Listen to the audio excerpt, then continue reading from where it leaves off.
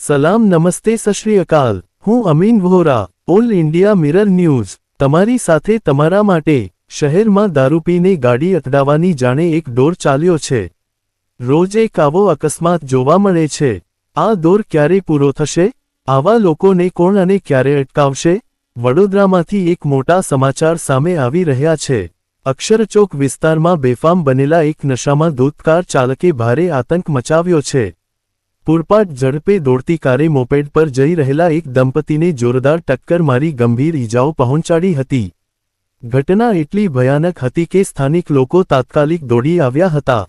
જ્યારે લોકોએ કારની અંદર તપાસ કરી ત્યારે અંદર દારૂની મહેફિલ ચાલી રહી હોવાનું સામે આવ્યું હતું।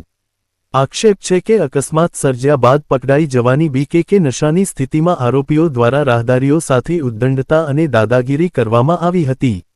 આ રોષે ભરાયેલા લોકટોળાએ દાદાગીરી કરનાર એક શખ્સને સબક શીખવતા મેથી પાક ચખાડ્યો હતો, જ્યારે મુખ્ય કાર ચાલક અકસ્માત સર્જીને કાર સાથે સ્થળ પરથી ફરાર થવામાં સફળ રહ્યો હતો। ઘટનાની ગંભીરતાને ધ્યાનમાં રાખીને જે.પી. રોડ પોલીસ સ્ટેશનનો કાફલો તાત્કાલિક ઘટના સ્થળે દોડી આવ્યો હતો। પોલીસે હાલ એક શખ્સની અટકાયત કરીને કાયદેસરની પૂછપરછ શરૂ કરી દીધી છે।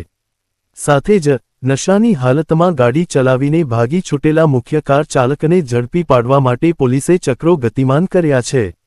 વડોદરામાં વારંવાર બનતી આવી ઘટનાઓ સામે પોલીસ કડક કાર્યવાહી કરે તેવી લોકોમાં પ્રબળ માંગ ઉઠી છે। આવા સમાચાર જોવા માટે અમારી ચેનલ સાથે જોડાવો, લાઇક, ફોલો અને સબસ્ક્રાઇબ કરો। જય હિન્દ, જય ભારત।